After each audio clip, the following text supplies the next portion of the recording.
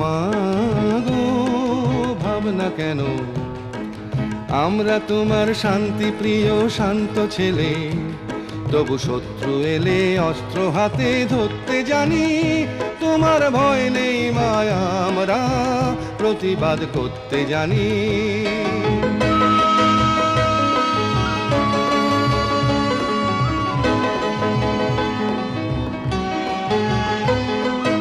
আমরা হারবো না, হারবো না, তোমার মাটি একটি কণাও ছাড়বো না।